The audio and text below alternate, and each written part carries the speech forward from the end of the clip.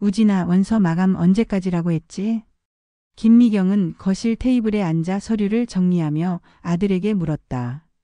창밖으로는 늦가을에 쌀쌀한 비가 내리고 있었다. 대학 입시를 앞둔 고3 아들 우진이는 방에서 공부 중이었다. 내일 저녁 6시까지요. 근데 다 작성했어요, 엄마.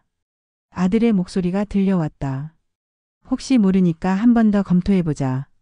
서류 빠진 거 없는지 확인해야지. 미경은 45세, 결혼 20년 차의 평범한 중년 여성이었다.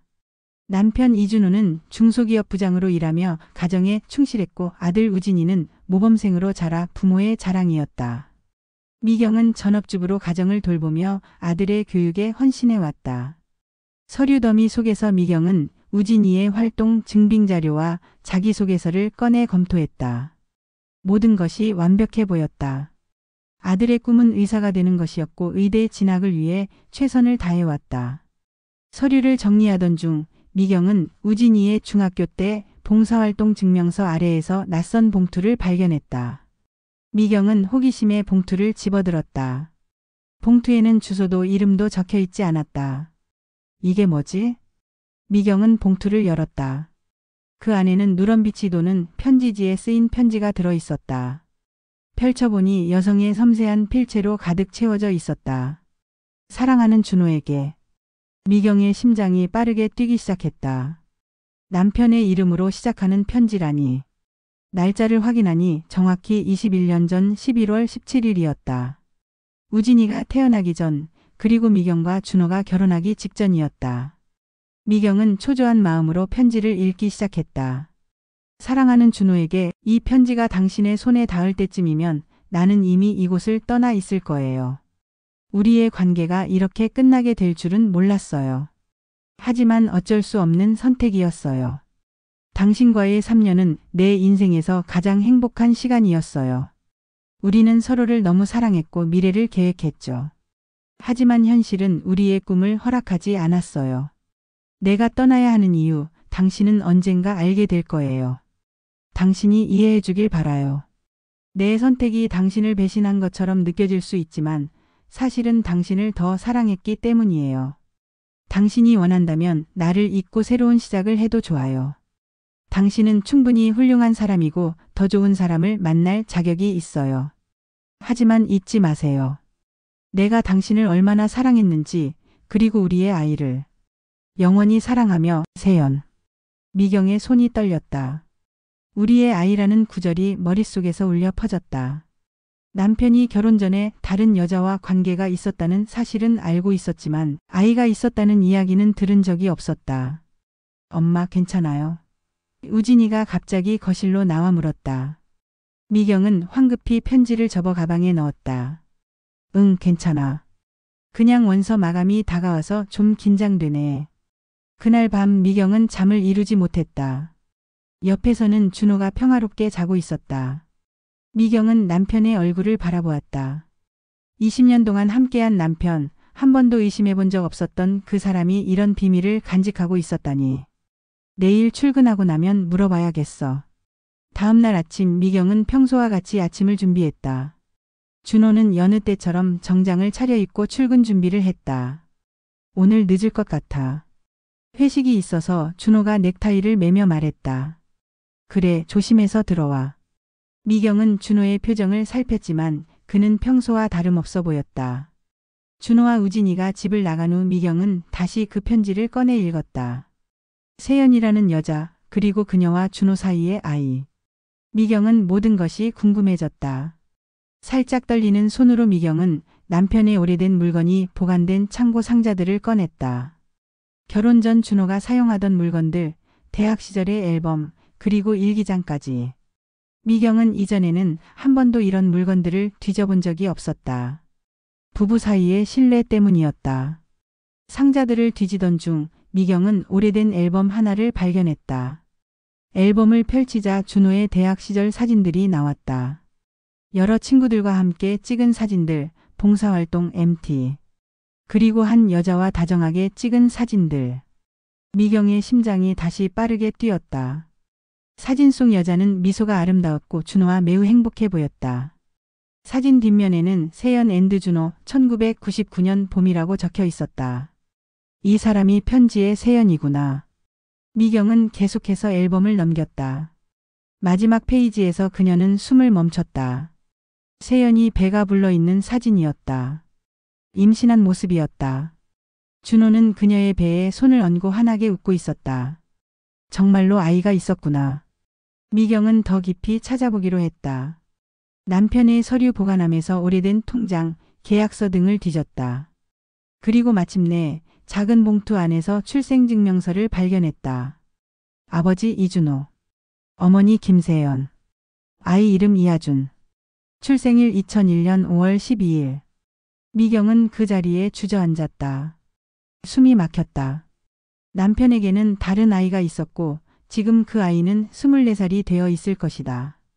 준호는 왜 이런 중요한 사실을 숨겼을까? 미경은 준호에게 전화하려다가 그만두었다. 이건 전화로 할 이야기가 아니었다. 직접 만나서 물어봐야 했다. 하지만 그날은 우진이의 대입 원서 마감일이었다. 우선 아들의 미래를 위해 감정을 억누르고 원서를 제출하는 것이 먼저였다. 저녁 우진이의 원서가 모두 접수된 후 미경은 조용히 아들에게 말했다. 우진아, 오늘은 친구네 집에서 자고 올래?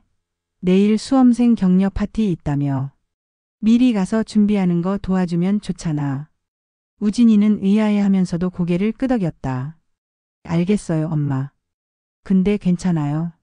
뭔가 안 좋은 일 있어요? 아니, 괜찮아. 그냥 아빠랑 할 이야기가 좀 있어서. 우진이가 떠난 후 미경은 거실 테이블에 편지와 출생증명서를 놓고 준호를 기다렸다. 저녁 10시 현관문 열리는 소리가 들렸다. 미경아, 나왔어. 준호의 목소리가 들렸다. 준호는 거실로 들어와 미경을 보더니 표정이 굳었다. 미경의 심각한 표정과 테이블 위의 서류들을 본 것이다. 이게 무슨... 준호의 목소리가 떨렸다. 설명해줘, 준호야. 세연이라는 사람은 누구야? 그리고 이하준. 그 아이는 지금 어디 있어? 준호는 한동안 말을 잇지 못했다. 그의 얼굴이 창백해졌다. 마침내 그는 깊은 한숨을 내쉬며 미경 앞에 앉았다. 미안해, 미경아. 내가 이야기했어야 했는데. 준호는 20년 전으로 거슬러 올라가는 이야기를 시작했다. 대학 시절 만난 세연과의 사랑, 그리고 예상치 못한 임신. 두 사람은 결혼을 약속했지만 세연이 난소암 진단을 받게 되었다. 의사들은 항암 치료를 권했고 그것은 태아에게 위험할 수 있었다. 세연이는 아이를 지키기 위해 치료를 미루기로 결정했어. 그리고 출산 후에 치료를 시작했지만 이미 너무 늦었어. 준호의 눈에 눈물이 고였다. 세연이는 하준이가 6개월 때 세상을 떠났어.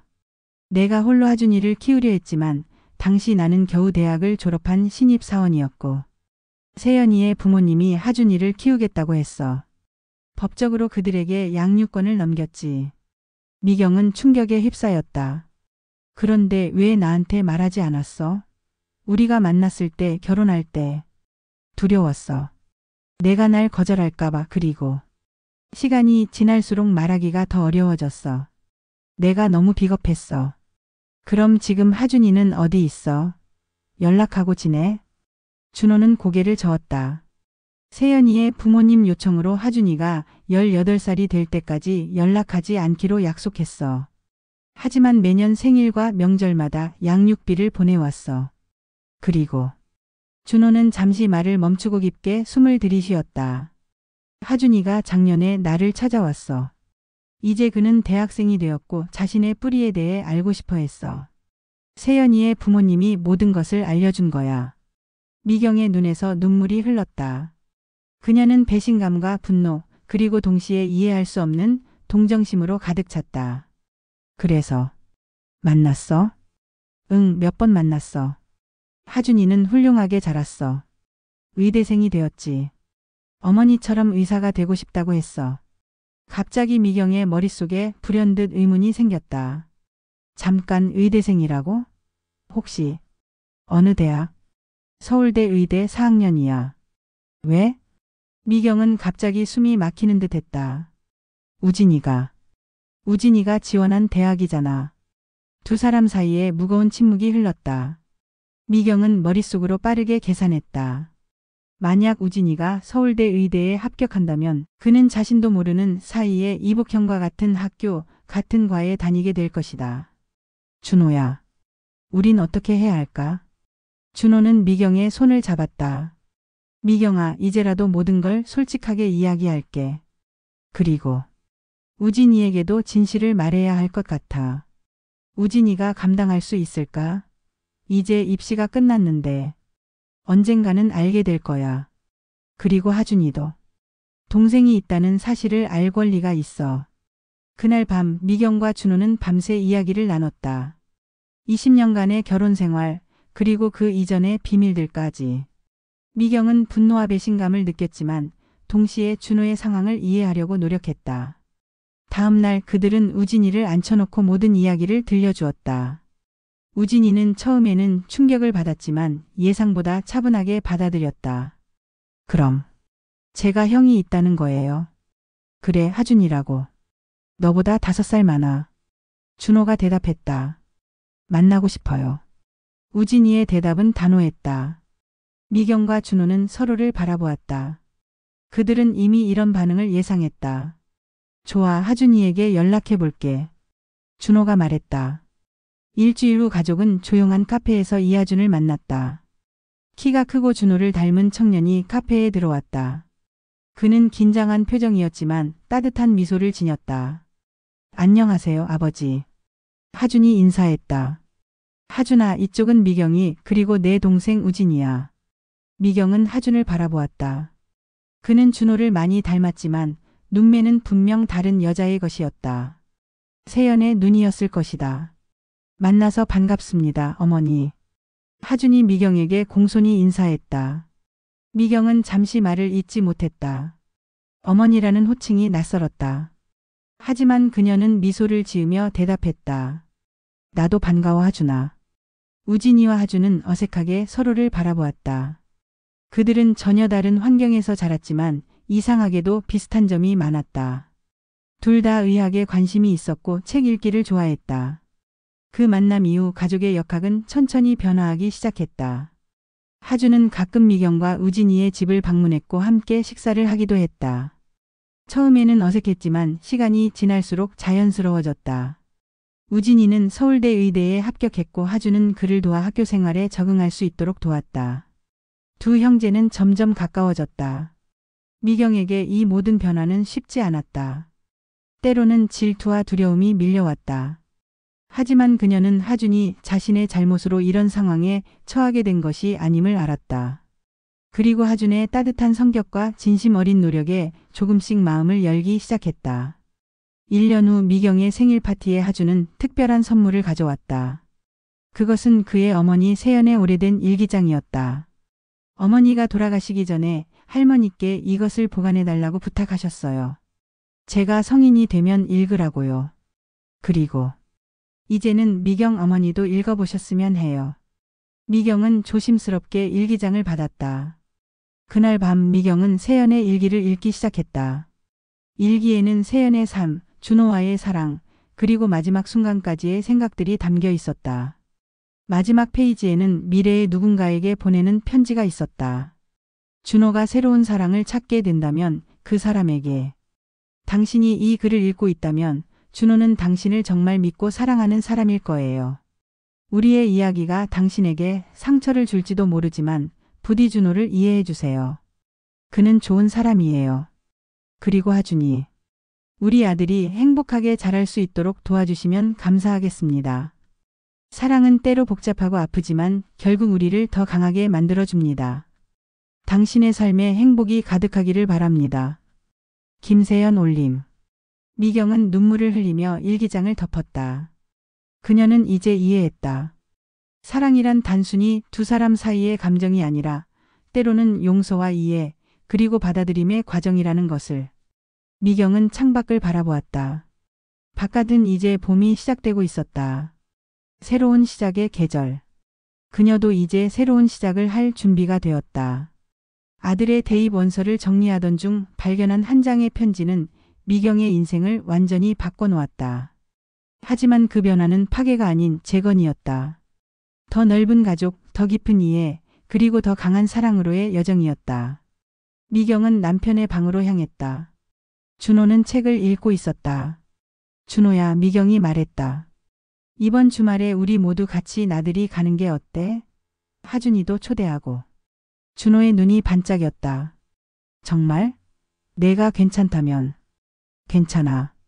우리는 이제 가족이니까. 때로는 가장 어두운 비밀이 가장 밝은 진실로 이어질 수 있다.